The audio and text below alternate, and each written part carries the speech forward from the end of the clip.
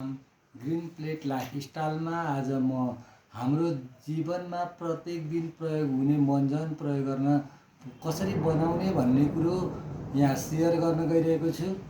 हजुरहरूले आफूले बनाएर मञ्जन प्रयोग गर्न सक्नुहुन्छ, जसबाट दाँतको दुर्गन्ध, गिजा पाक्ने, गिजा सुनिने, दाँत किराले खाएको आदि इत्यादि दाँत सम्बन्धी, गिजा सम्बन्धी, सास गनाउने सम्पूर्ण रोगको यसले ठिक गर्ने काम गर्छ। के सामान चाहिन्छ त भन्दाखेरि सामग्रीहरू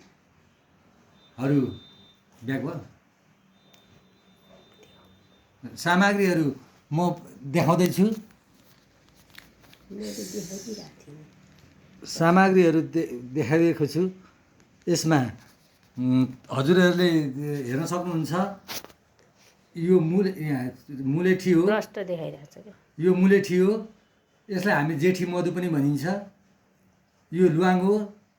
ल्वाङलाई हामीले धुलो बनाएको छौँ भने यो फड्किरी हो। फिटकिरी सम्पूर्ण एन्टिबायोटिकको रूपमा काम गर्छ। घाउहरूको लागि राम्रो काम गर्छ। दाँतको दुर्गन्ध आउने हराउँछ भने यो तुलसी हो। यसले दुखाइ काम कम गर्छ।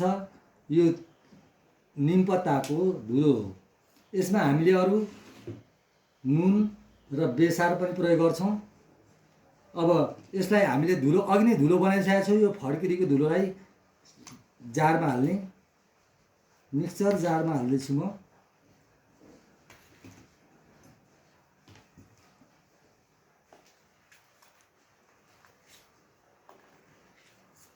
अहिले एकैचोटि अटेन, मैले थोरै थोरै गरेर बनाउँछु। सानो छ मेरो मिक्सी। यसमा अब ल्वाङको धुलो पनि हालेँ मैले।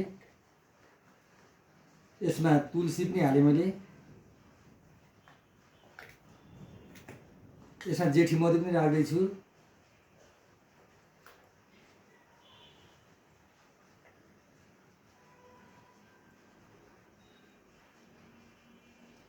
यसमा निम राख्दैछु। यसमा अब नुन पनि राख्दैछु मैले।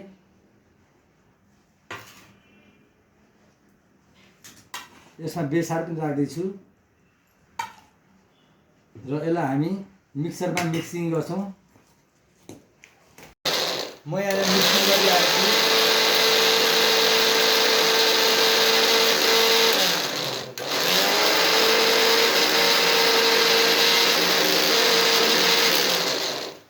मिक्सरमा मैले मिक्सिङ गरेँ।